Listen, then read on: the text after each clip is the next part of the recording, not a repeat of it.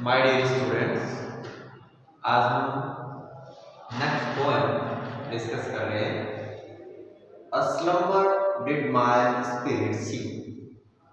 ये पोएम अपने एग्जाम की दृष्टि से बहुत ज़्यादा इम्पोर्टेंट है, क्योंकि विलियम वर्ड्सवर्थ की लिखी हुई और विलियम वर्ड्सवर्थ इंग्लिश लिटरेचर में बहुत ही जाना पहचाना नाम है, बहुत ही इम्पोर्टेंट राइटर है। ठीक है, तो इनकी जो पोएम है उसमें से सभी क्लासेस में जहाँ जहाँ इनकी पोएम मिलती है, विलियम वर्ड्सवर्थ और विलियम शेक्सपियर वगैरह, तो इनमें से आपके एग्जाम में क्वेश्चन बनना स्वाभाविक है।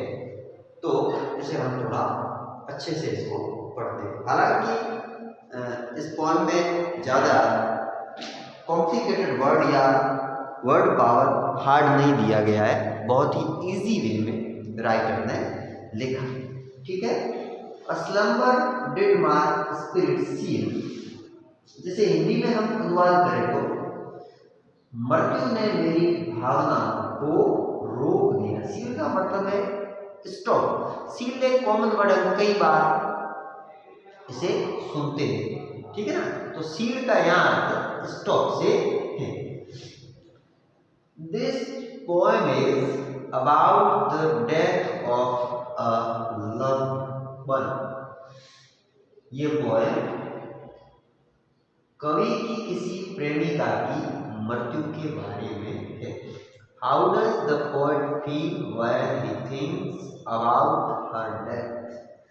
जब कवि उसकी मृत्यु के बारे में सोचता है तो वह कैसा अनुभव करता है। How does he imagine her to be after death. ये अर्थात कवि उसकी मृत्यु के बाद वह कैसी होगी इसके बारे में कल्पना करता है कि how does he imagine her to be after death.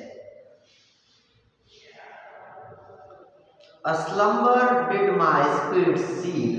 I had no human fears. She seemed a thing that could not feel the touch of early years. No motion has she now, no force. She neither hears nor seas, rolled round in earth's diurnal course, with rocks and stones and trees. A slumber did my spirit see. एक नींद ने मेरी भावना को रोक दिया। I had no human fears. मुझे अभी कोई मानवीय भय या डर नहीं है। She seemed a thing that could not feel the touch of early years. कवि की प्रेमिका या उसके रिसीवर जो यूज कर रहा है, से प्रोनाउन यूज कर रहा है, वह एक ऐसी चीज लगती थी जो कि भौतिक जीवन के स्पर्श को महसूस नहीं कर सकती थी। अर्ली ईयर अर्थात जिस समय वो जीवित थी या पृथ्वी के वर्षों में, जिसे भौतिक जीवन हम कहते हैं। No motion has she now, no force she neither hears nor sees, rolled round in earth's diagonal course with rocks and stones and trees.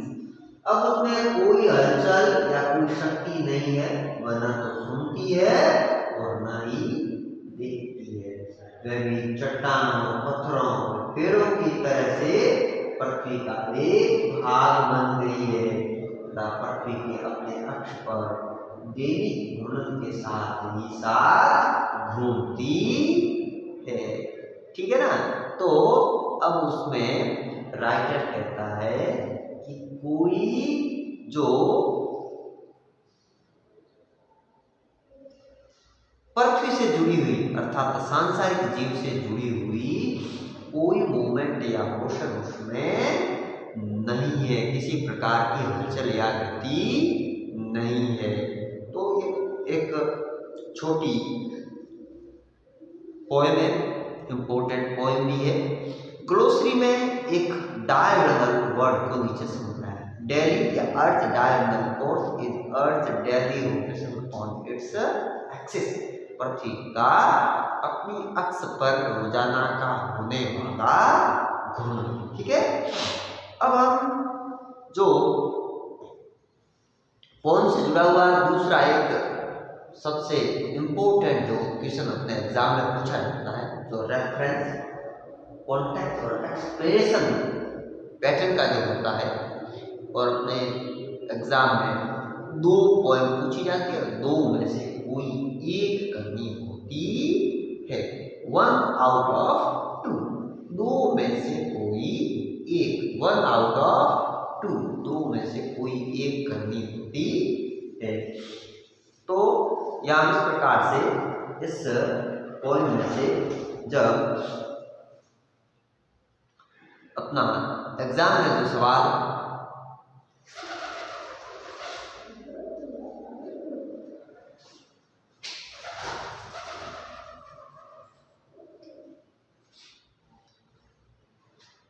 दो में से कोई एक पोएम पैटर्न वाला जो रहता है, एक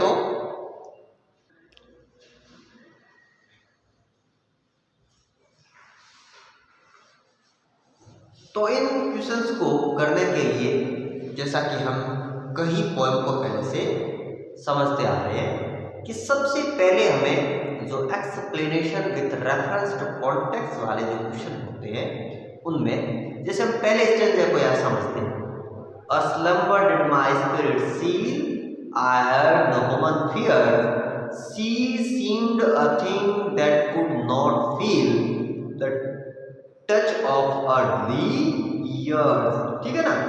तो अगर इसको हम सबसे पहले रेफरेंस लेते हैं, बाद में कॉन्टेक्स्ट और बाद में एक्सप्लेनेशन करते हैं। रेफरेंस में फिक्स लाइन होती है पहले तो, these lines have been taken from the poem. ये तो सब हम कॉमन ले ही रहे हैं, जितनी पोएम्स हमने पढ़ी है सब में ये लाइन फिक्स होती है। अब उसके बाद में क्या होता है, टेकन फ्रॉम द पोएम के बाद में हम जो पोएम है उसका हेडिंग या टाइटल लिखेंगे। अब ये poem slumber did my spirit seal, तो ऐसा कैसा लिख देंगे, slumber did my spirit seal. अब इसका कंपोजर कौन है, राइटर कौन है, किसके द्वारा लिखित है, किसके द्वारा रिटन है, तो उसको हम लिखेंगे कंपोज्ड बाय, और यहाँ राइटर साहब कौन है, विलियम वर्ड्सवर्थ। आप चाहे तो शॉर्ट में डब्ल्यू वर्ड्सवर्थ इसे भी लिख सकते हैं, कोई दिक्कत नहीं है, क्योंकि डब्ल्यू से यहाँ विलियम की मीनिंग लगेगी। ओके, डब्ल्यू वर्ड्सवर्थ लिख सकते हैं, कोई दिक्कत नहीं है, विलियम वर्ड्सवर्थ लिख सकते हैं। ठीक है ना।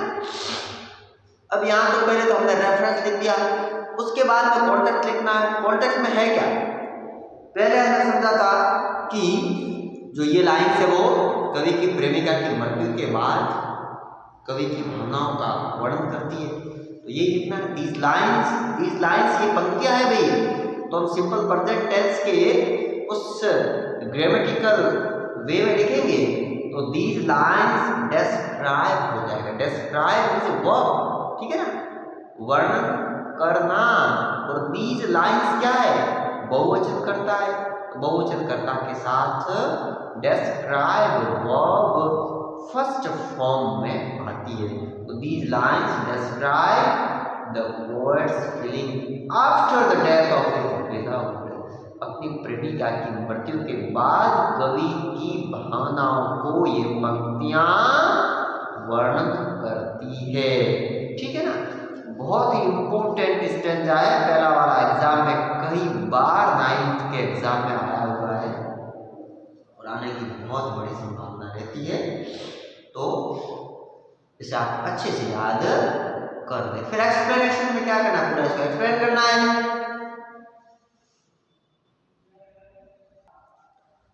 एक्सप्लेन करेंगे तो the poet says that after the death of his beloved it seemed to him that a sound sleep had seared his spirit. कवि कहता है कि अपनी प्रेमिका की मृत्यु के बाद उसे लगा कि गहरी नींद ने उसकी आत्मा को बंद कर दिया है, अर्थात इससे जुड़ी हुई उसके दिमाग में कोई भावना आती ही नहीं है, वह भावना शून्य हो गया है।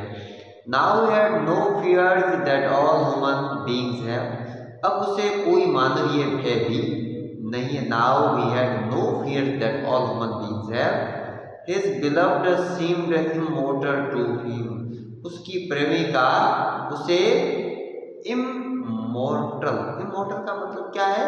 जो कभी इमोर्टल, मोर्टल का ऑपोजिट है, ठीक है ना, जिसका नाश नहीं हो ऐसी प्रतीत हुई। मोर्टल, मोर्टल का मतलब होता है नाशवान, इमोर्टल, ठीक है ना, अमर जिसको अपन कहते हैं। His beloved seemed to immortal to him. Now she could not grow in age. अब उसकी आयु भी नहीं बढ़ सकती थी। She could remain forever beautiful in death. मरकर सदा के लिए क्या हो गई? सुंदर हो गई। She could remain forever beautiful in death. बहुत ही इम्पोर्टेंट ये स्टेंजा है। नेक्स्ट वाला स्टेंजा भी इसी वे में है और उसमें जो दिखाया गया वो है कि जो आगे जो राइटर उसके बारे में और क्या सोचता है कि वो कहता है ना कि अब वो चट्टानों, पत्थरों और पेड़ों के साथ साथ पृथ्वी के साथ उसके अक्ष पर घूमती रहती है। इस प्रकार की विचार कभी उसके बारे में करता है, ठीक है ना। तो इस पोएम में हमने विलियम वर्ड्सवर्थ का जो कवि की प्रेमिका की मृत्यु के बारे में लिखी हुई जो कवि की राइटिंग है उसको हमने पढ़ा। बहुत इम्पोर्टेंट पोएम है और इसकी स्पेलिंग मीनिंग भी बहुत इजी लिखी हुई है, कोई ज़्यादा हार्ड नहीं है। तो इन्हें हमें साथ साथ में अच्छे से याद कर लेनी है और इसके अकॉर्डिंग जो अपना एग्जाम का पैटर्न वाला जो एक्सप्लेनेशन वाला जो अपना क्वेश्चन रहता है, explanation with reference to context, उसको हमने समझा, ठीक है। आप नियमित रूप से वीडियोस देखते रहे और जो ग्रामर की जो वीडियोस में बार बार कह रहा हूँ कि जो भी बने हुए हैं या पहले अपने जो वीडियो बने हैं उन्हें भी आप साथ साथ में रिवाइज करते रहे ताकि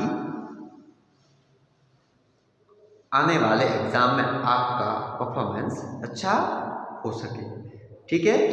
अब हम इसके बाद में slumber did my spirit seal के बाद में फियर नो मोर जो विलियम शेक्सपियर की लिखी हुई इम्पोर्टेंट एक पोएम है, इसे पढ़ेंगे।